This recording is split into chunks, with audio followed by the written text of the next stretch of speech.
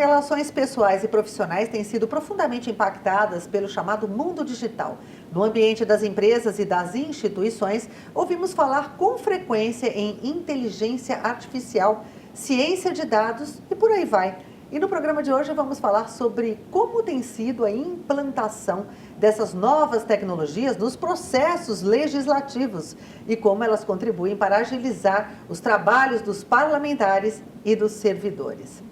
Nossas convidadas são a doutora Maria Nazaré Lins Barbosa, procuradora-chefe da Câmara Municipal de São Paulo, doutora Patrícia Rego de Almeida, que é coordenadora de inovação, governança e estratégia digital da Câmara dos Deputados. Primeiramente, eu gostaria de agradecer a presença de ambas. Doutora Patrícia, é um prazer. Eu que agradeço a oportunidade, um enorme prazer estar aqui, compartilhar aqui ideias, um assunto que muito me interessa. E acredito que a gente vai ter aí bons momentos. Maravilha. Obrigada. Doutora Nazaré? Agradeço o convite, especialmente a Patrícia Almeida por colaborar conosco, trazendo a experiência incrível da Câmara dos Deputados. Muito bom. Doutora Patrícia, para começar, já há algum tempo o nosso dia a dia está cada vez mais ligado à tecnologia e nos últimos meses, evidentemente, isso se acentuou. Esse quadro demonstra a necessidade de dar mais atenção a esse chamado mundo digital? Eu acho que a sociedade como um todo e as organizações já estavam ligadas a isso, ao mundo digital, mas ainda existia aquela percepção, aquela expectativa de que era um caminho, né, para se chegar a um futuro. Só que a pandemia, ela fez, né, com que todos nós percebêssemos que nós já tínhamos condições tecnológicas e até de aptidões mesmo para já enfrentar essa realidade. Então, o que o afastamento social trouxe foi a certeza de que o futuro chegou. Não tem mais futuro, é o agora. Muito interessante. Doutora Nazaré, inclusive, é importante a gente salientar, né, que a tecnologia contribui, né, diretamente para o aumento da produtividade nas casas legislativas, né? Isso dá para perceber no dia a dia, né? Com certeza. Inclusive, acho que as casas legislativas de âmbito municipal estão particularmente impactadas por se tratar de um ano de eleição. Então, aquela forma tradicional do parlamentar se apresentar como candidato, visitando o bairro, conversando com as pessoas, no olho, tudo isso sofreu um impacto imenso nas candidaturas nesta eleição agora, mais ainda do que já houve em 2018. Portanto, o Legislativo também está aprendendo a lidar de outra forma com a sociedade, até mesmo nisso que é a proximidade do parlamentar com o seu distrito, com o seu bairro, e isso em todo o Brasil. É uma mudança realmente absolutamente imprevista e que está na ordem do dia. Já chegou o futuro, como falava a Patrícia. Impactante, inclusive. Doutora Patrícia, é um modo de fazer diferente, conforme salientou aqui a doutora Nazaré, né? Algo que estamos ainda nos acostumando, né, por bem dizer, né?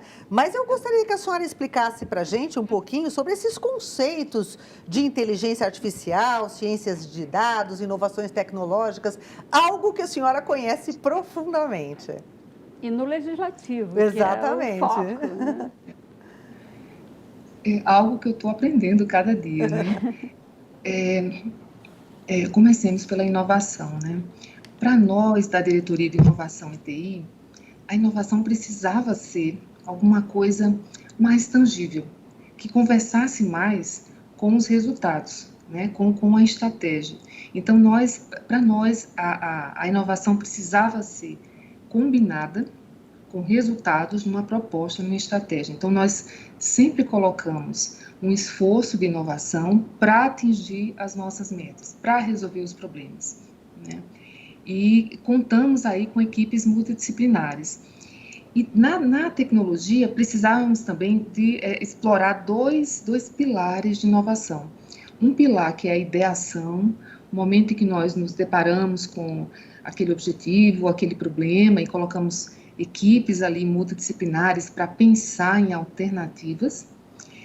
E aí, num outro pilar, nós trabalhamos a pesquisa tecnológica, né, de tecnologias de vanguarda, para que possam atender às alternativas, vamos dizer assim, apresentadas, né, pelo grupo de ideação.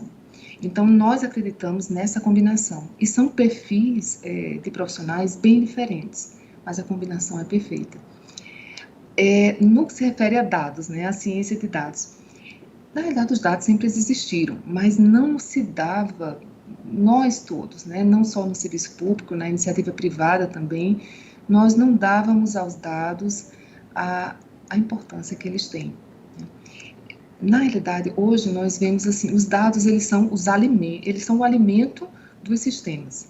Sistemas podem ser substituídos, dados têm uma vida muito longa. Então, nós passamos a dar mais atenção à gestão na qualidade desses dados, em como eles são introduzidos nos sistemas, para que as decisões, principalmente aquelas frutos de automação e frutos que usam inteligência artificial, elas tenham consistência.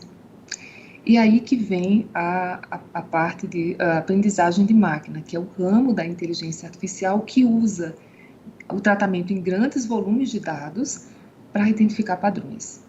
Então, no nosso caso, que nós trabalhamos basicamente com informações, com textos e algumas imagens. Identificar padrões em documentos, identificar, por exemplo, quando um projeto de lei, ele está sendo submetido e ele tem impactos em outras leis de assuntos semelhantes do ponto de vista semântico, não estou falando só de palavra-chave, né? Identificar, por exemplo, dentro do conteúdo de um portal da instituição, né, quando nós podemos reorganizar todo aquele conteúdo para uma área de interesse do cidadão. Se o cidadão quer saber só sobre economia,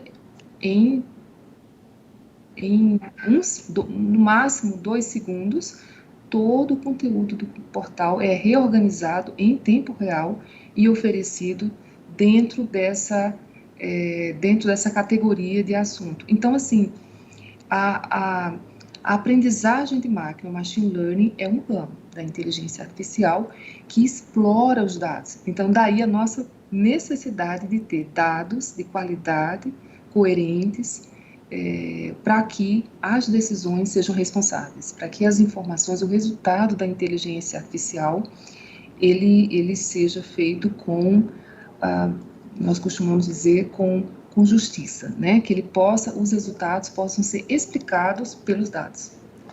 Um caminho sem volta, né, doutora Nazaré? E é interessante isso, porque quando a gente fala em inteligência artificial, a gente se lembra de filmes de ficção científica, parecia que era algo tão distante da nossa realidade, e hoje a gente já vê que isso é o dia a dia mesmo, conforme a senhora salientou, e inclusive a Câmara Municipal também está acompanhando esse movimento, né? Sim, nós temos uma preocupação que de alguma forma já foi salientada pela Patrícia, que diz respeito à análise prévia de proposituras.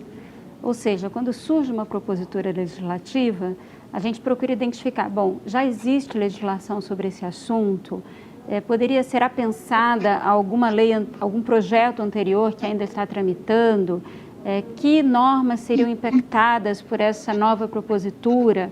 Isso é a análise prévia que a gente faz praticamente só manualmente, né? E aqui na Câmara de São Paulo, que é 10 vezes menor do que a Câmara dos Deputados, né? Lá mais de 500 deputados e aqui mais de 50 vereadores.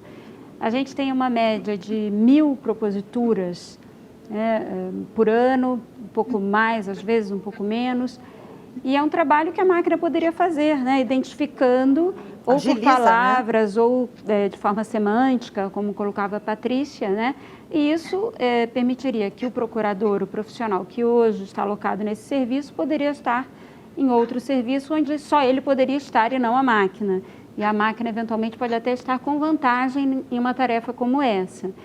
Então, eu penso que esse é um exemplo, né, que me parece possível, né, de ser aventado, mas há muitos outros, né? A Câmara dos Deputados, com enorme volume de dados que produz, né, que armazena, que disponibiliza, né, precisa ter realmente uma preocupação e um incremento contínuo, justifica mesmo esse laboratório de inovação permanente, né, para dar conta de tudo isso. Pois é, até a doutora Patrícia poderia comentar há quanto tempo, não é, na verdade, existe esse núcleo de inovação na Câmara dos Deputados, como é que surgiu?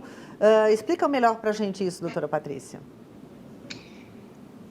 Quando o Centro de Informática ele passou a ser uma diretoria de inovação e tecnologia, a primeira coisa que nós pensamos é como fazer exatamente o que você falou, Elise, como fazer com que essa inovação fosse um processo contínuo, né?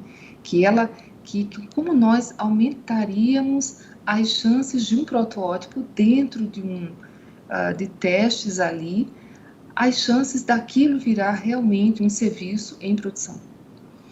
Então, nós idealizamos um modelo produtivo que ele consome desses dois perfis de profissionais, inicialmente com os profissionais de ideação, com dinâmicas de design thinking, envolvendo as áreas clientes, as áreas de negócio, administrativa ou legislativa, né, dependendo do caso, ouvindo ali as necessidades e aí até o momento de sair um protótipo. Nesse protótipo, ali, nós já vemos a necessidade de inserção de tecnologia em alto nível, inovadora.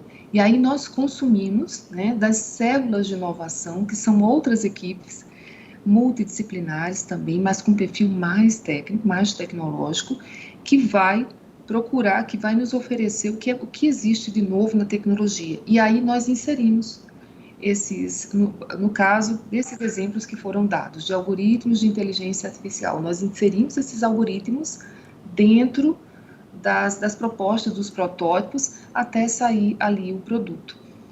Então, nós criamos um processo produtivo que se apoia em dois elementos de inovação. Foi dessa forma que nós encontramos, né, de fazer a inovação com algo permanente. Muito bom. E dando ênfase à multidisciplinaridade. Muito bom. Nós vamos continuar detalhando um pouco mais de como tudo funciona na prática. Eu vou pedir licença para as duas, vamos fazer um rápido intervalo, mas já voltamos com o Legislativo do Futuro.